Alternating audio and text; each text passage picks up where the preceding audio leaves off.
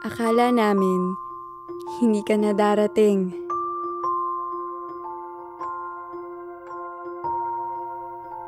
Alam mo ba, pakiramdam ko dati, kulang na kulang ako at hindi deserving sa isang tulad mo. Hanggang sa dumating ka.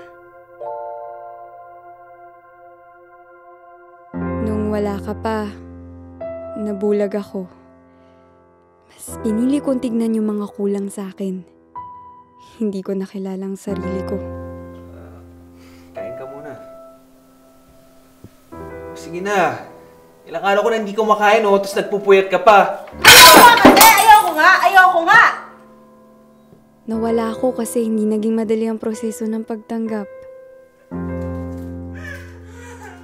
Maraming beses akong nagtanong kung bakit hindi ayon ang tadhana sa akin.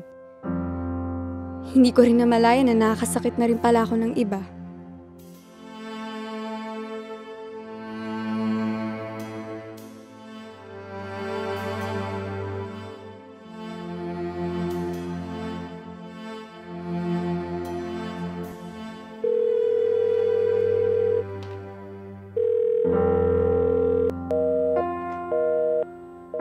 Napagod na talaga ako.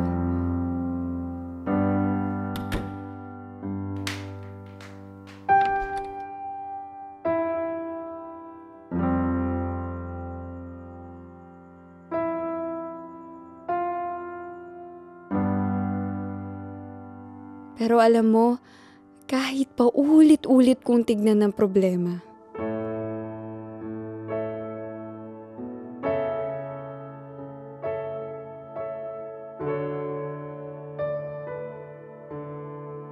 ipapaalala niya na kayang gamutin ito ng pag-ibig.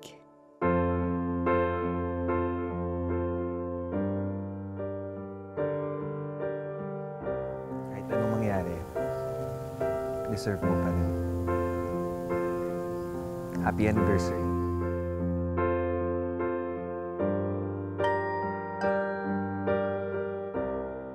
Marco.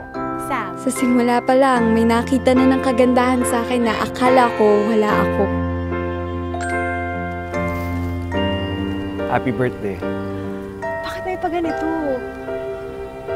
Deserve mo kasi. Hindi ko napansin ang mga bagay na patuloy na palang bumubuo sa akin.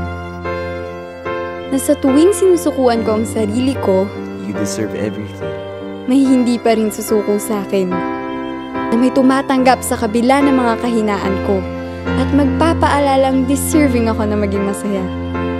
Mas nalaman ko na ang tunay na ibig sabihin ng pagmamahal. At naisip ko, kung ibibigay ko din ito sa sarili ko, ako kumpleto ako.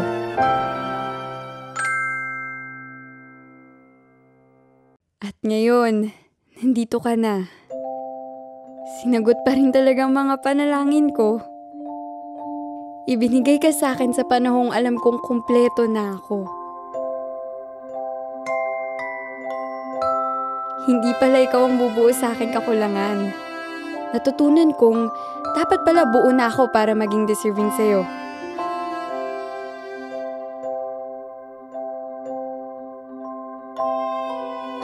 Nandito ka na para maibahagi ko ang kumpletong ako.